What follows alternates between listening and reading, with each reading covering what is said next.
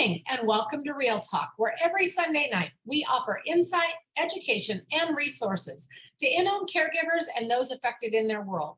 These are the children, the parents, the families, and everyone who loves them. And our goal is to offer real-life topics and learning through discussing real issues and offering real solutions. And tonight, I'm very excited to welcome our guest, Jennifer Jonas. Welcome, Jennifer. It's great to have you. Hey, Tanya. It's great to be here. Perfect. Well, I'm going to tell you a little bit about Jennifer. I'm also going to show off a little bit of her work. You guys are probably like, why is Tanya in a t-shirt? I normally never wear a t-shirt, but we're going to talk about that a little bit tonight. And then we're going to dig into another aspect of things where Jennifer is really an expert and has some great information to share with you. But first, let me tell you a little bit about her. So Jennifer has been in the healthcare field since 2011. She graduated with a bachelor's in nursing from the University of Florida and from the University of South Alabama with her master's. She worked 7 years in labor and delivery before becoming a family nurse practitioner working in urgent care settings. Since the COVID shutdown and a move from Florida to Tennessee, she's been working as a stay-at-home mother to 4 kids and creating a side business selling apparel and gifts for birth workers, which is where the t-shirt comes in. So I'm going to show you guys really quick. So this is one of her t-shirts and I love it. And it's been washed multiple times and it's held up really well, which is great and didn't shrink. So those are both bonuses for me. Despite all the career changes, her true passion still remains with all things pregnancy, birth, and postpartum, with a special love for VBAC, vaginal birth after cesarean. As a labor and delivery nurse, it was her mission to help her patients find and maintain their voice and autonomy during the laboring process. We all love that. In her spare time, she enjoys getting the kids, ranging from 8 years to 1 year old, out of the house. Their favorite places are parks and playgrounds around the beautiful Knoxville, Tennessee area. She is a lover of coffee, espresso, and chocolate, and has been known to stash Oreos away from the kids to enjoy in peace after they're all in bed. And we were chuckling a little bit about that because I did that last week too, before we started. So tonight we're going to dig into an aspect of Jennifer's work, which doesn't have to do with the t-shirts, but is about patient advocacy. But before we get into all that, Jennifer, maybe tell us one fun fact or tell us a little bit about your shirts and apparel or whatever you want to share with our audience. Sure. I am wearing one of mine. It says postpartum matters. But a funny thing when we were talking before that I thought of about my Oreo situation is a few years back, I had stashed some Oreos, but this time I put them in like a drawer in my bedroom and I forgot about them for a few days. Like my husband and I, we went vacation or something for a few days. And when we came back, we had a mouse in the house and this mouse had ate through my Oreos of all things. We went into a drawer and found my Oreos. So since then I never put anything in our room. But yeah, that was back in Florida. I thought about that. And I'm like, of all the things, right? A mouse. That was our first and only encounter with having a mouse, but yes. All right. So what are your favorite kind of Oreos? Oh, double stuffed. Double stuffed. Are you traditional, the chocolate Oreo with the vanilla filling? Oh yeah, double stuffed and with milk. I see. So I'm a fan of the golden ones. I like the double stuffed golden ones. Those are my favorites. But we could talk Oreos all night, right? Especially with all the flavors they have coming out, some of which my children are horrified by. But nevertheless, we're going to get into our topic. So let's talk about exactly what you mean. Let's start with, tell me what patient advocacy means, and then we'll get into this a little more. Yeah. So patient advocacy is like the little textbook definition. I wrote it down for us. Is preserving human dignity and promoting patient equality and providing freedom from suffering. So essentially, treating people like humans, treating them like you would your best friend who come in for healthcare needs. So making sure that we're doing what needs to be done to help people, not suffer, treating them like equals, not like undermining people or, not considering them in decisions.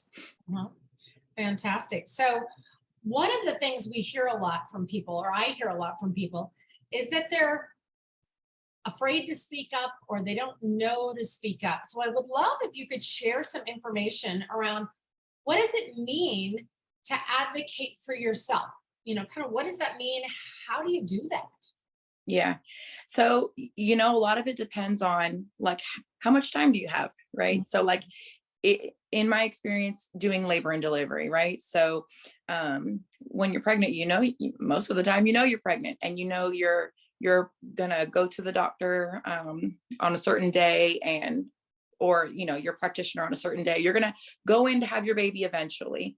So making sure to educate yourself the best you can based on the situation that you're found in. So labor and delivery, educate yourself as much as you can about what's going on with pregnancy. If it has to do with like your children, having a baby or having a child, you're going to face vaccines and things like that. And just kind of, or different tests they might want to run on you or the child. So being a little bit more informed, making sure to ask questions. And I have a acronym that I can talk about in a little bit, but yeah, making sure you're educated. Okay. And so if somebody says, okay, I'm educated, but when I go in, doctors, I feel like they just talk at me. Mm-hmm. So is it okay to ask questions? And if so, what kind of questions should people be asking to get quality information? Yeah, absolutely. You should definitely ask questions. I would never recommend just going along with the flow.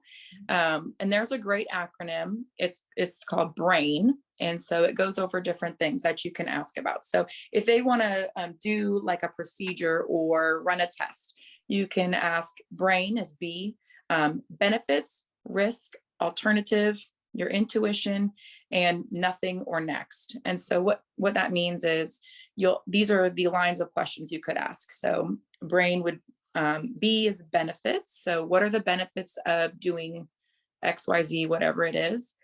And then listen to them, tell you what they think the benefits are. And if necessary, ask questions about that. At every point, you should be able to ask a question. Ask what the risks are, what happens if we do this, what can happen, or, what has happened before, that kind of thing. What are the alternatives? So if we don't do this, what else can we do? Right? That's for A. And then I is intuition or gut. What's your gut telling you? How do you feel about it? Like, is this something, that you feel comfortable with? That sort of thing. And then nothing is, well, what if we do nothing? What if we wait? Or also is next for N as well is, okay, we do this. What happens next? Mhm. So those are a great acronym to kind of guide your focus when discussing things with your provider. Okay. And so if somebody says, great, I've asked all these questions, I got answers. How does it work if I don't want to do this? Or how does it work if I'm okay doing it? Let's talk a little bit about consent, because a lot of times people think they can't say no. Mm-hmm. And a lot of people even have shared with me that they feel like they never were given an opportunity to even give consent. Let's talk about like what that looks like, when they should be speaking up, and what informed consent really is. Yeah. So we can start with informed consent. Mhm. And informed consent, there are a couple of different elements to informed consent, and that is that your provider has explained to you on a level that you can understand. So, they can talk all the medical terms they want, But what they need to do is make sure that they're breaking it down for you to understand on whatever level you're at. And if you don't understand, it's important for people not to feel shy or ashamed to be like, I'm sorry, I don't understand. Can you explain that another way? And it's as simple as that. And sometimes it's those people are around medical people all day and they forget, so just simply saying, I don't really understand what that means. Can you explain it another way?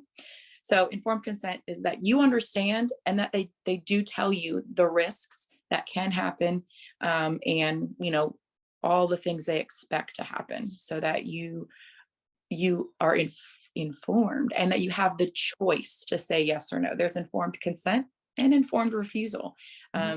You don't have to go along with what it is that they're wanting to do. Mhm. And so if somebody says, you know what, all that sounds great, but I'm really intimidated. Now, for me personally, I got a pretty big personality. I'm not terribly intimidated in a lot of situations, but even I feel uncomfortable in a medical setting, sometimes speaking up. Doesn't mean I don't do it. I do it anyway, even if I'm uncomfortable. But a lot of people don't have that level of boldness. And so if they say, I don't know how to do this, is there an avenue where there's support for them? Is there a way that they can get a little bit of backup if they need some help in advocating for themselves? Sure.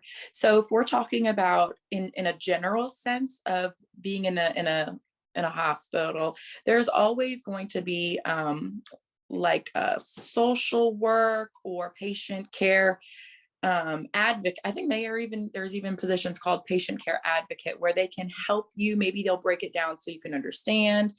There are those routes. But when we're talking about in the sense of what I'm most familiar with, which would be the labor and delivery type of realm, you absolutely can surround yourself with like-minded people. For example, like a doula. There are, doulas who will walk with you. And I'll say this, even in doing my business, I've learned that there's more than one kind of doula. There are full spectrum doulas that will be there for you from conception until postpartum. Or even with infertility. There's all kinds of doulas out there. So meeting with a doula will help you when you get to your labor site, in being that middle ground person so they can communicate. Because a lot of times in labor and delivery, you're going to go meet that nurse for the very first time, or even the provider who ends up delivering your baby, or helping you to deliver your baby, will be the first time you meet them sometimes. So having a doula at your side can be really helpful in bridging the gap of communication. Yeah. And if a doula is not an option, or, if somebody's told in the hospital, like I was when my son was born, now this was 17 years ago, but, oh, I'm sorry, that person's only here Monday through Friday, 9 to 5. And I happen to be inconvenient and have my baby on a weekend. What else would you tell somebody who says, I don't know, what do I do? Can a partner be an advocate? What are their options?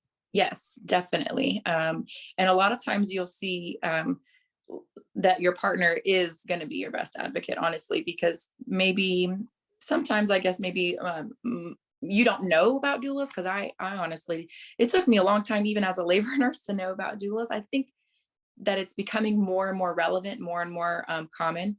But yes, your partner, if you have, that's the best thing. And even in a marriage, they'll say communication is key, right? So having a family member with you, having a spouse or a partner with you, to be able to have a second set of ears to listen and communicate and ask questions for you.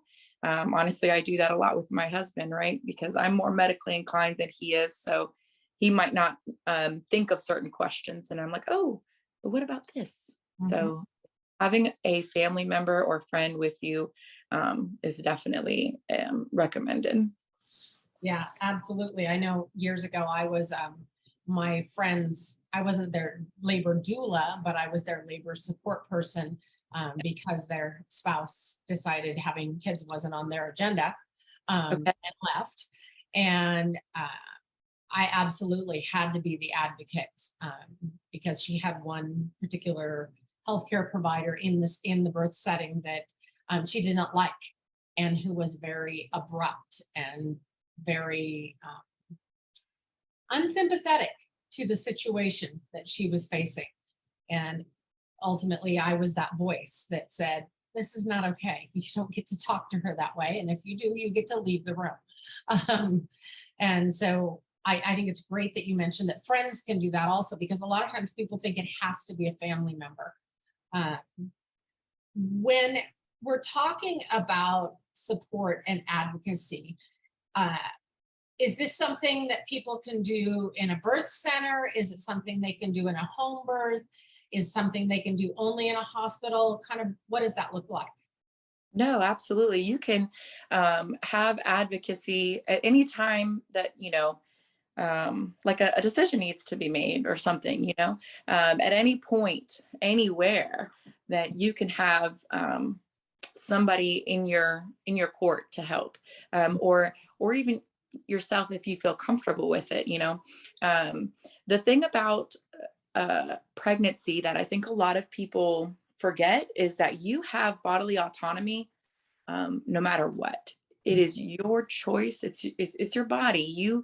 You get to decide the next step, even in a medical setting or at home, however you choose to do it. It's unfortunate where you'll hear someone say, "Oh, well, my provider won't let me go past this point." Well, they don't let you do anything. They might recommend that you don't stay pregnant for this long, but they don't let or not let you do something. That's your choice. Right. So related to that, that brings up another quick question, hopefully quick for your sake. What if somebody says, well, using your example, my doctor says they won't let me go beyond this state. And if I don't agree to that, they're going to fire me as a patient. And having been somebody not fired, but having had the practice shut down 37 weeks into my pregnancy, how does somebody go about finding another provider or having an open discussion if that's kind of what they've been told? Yeah. So in the best case scenario, you're not in a small town where that's the only provider available, right?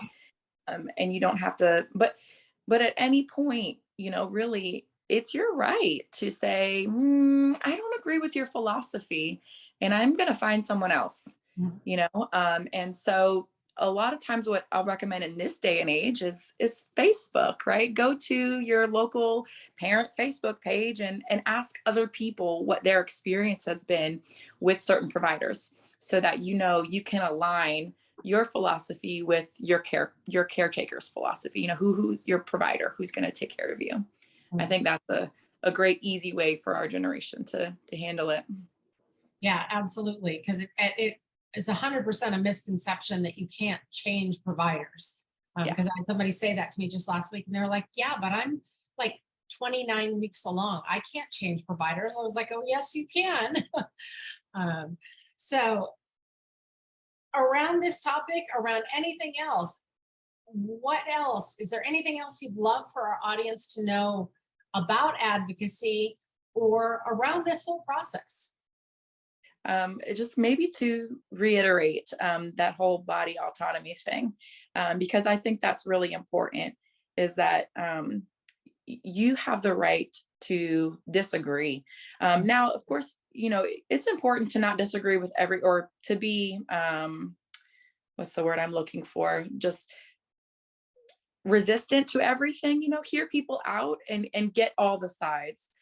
Because sometimes there are medical indications for things that, you have to kind of change your plan, right? Or change your wishes for your care, depending on how things go. So to be flexible, but also to know to educate yourself and to be comfortable, work on being comfortable asking questions, because it's really important. Yeah, no, I love that you said that, because being open to hearing different perspectives is a good idea for a whole lot of reasons. One, we aren't medical professionals necessarily, so we don't always know what's going on. But you can't really expect somebody to be open and listen to your opinion if you're not willing to listen to theirs too. So absolutely. Well, we are already at the end of our time for today, but thank you for joining us. It is always great to learn from people in every aspect of the birth industry, and it's been fun to have you on and share some really great takeaways. So thank you so much, Jennifer. Thank you. It's been great. Absolutely. And thank you to our audience for joining us tonight. If you have any questions about this topic or anything else related to patient advocacy and support systems for parents, put them in the feed and tag Jennifer or tag Newborn Care Solutions, and we'll make sure you get answers.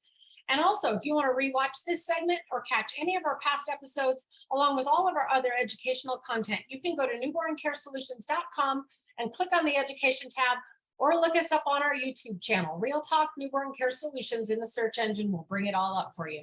Thanks so much and have a great night. Goodbye.